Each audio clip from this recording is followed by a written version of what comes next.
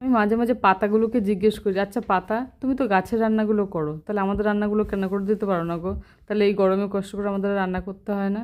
যাই হোক, একটু মজা করছিলাম। সকালবেলা উঠে একটু কাঁচা হলুদ, মানে রান্না করি তার মধ্যে তাড়াহুড়োতে একটুখানি হলুদ মুখে দিয়ে খেয়ে নিই। তারপরে আজকে যেহেতু ছেলের স্কুলের গরমের ছুটি পড়ে গেছে, তার জন্য এখন সবাই মিলে একসাথেই সকালের খাবারটা খাওয়া হচ্ছে। আর ভাবি ভাত খাবো না, কিন্তু সকালে যখন এরকম গরম গরম কোনো বড়া টড়া হয় না, গরম ভাত বড়া এগুলো দেখে আমি থাকতে পারি না। তাই গরম ভাত বড়া দিয়ে ঘি দিয়ে লঙ্কা দিয়ে খেয়ে নিলাম। ওগুলো খাওয়া দাওয়ার পর আবার শুরু করলাম দুপুরের আয়োজন। দুপুরের আয়োজনে আজকে ছিল নিরামিষ, যেহেতু আজকে সোমবার, তাই নিরামিষ রান্না করেছি খাবো বলে। সাদা ভাত করেছি, উচ্ছে আলু ভাজা করেছি, আর সকালে পাট শাকের বড়া করেছি, সেখান থেকে একটুখানি পাট শাকও ভাজা করেছি।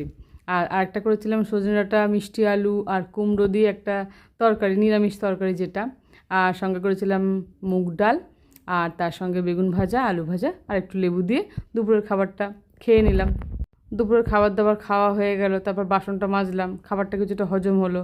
হজম হওয়ার পর একটুখানি টক দই নিলাম, নিয়ে একটুখানি ভেতরটা ঠান্ডা করলাম, এত গরম পড়েছে।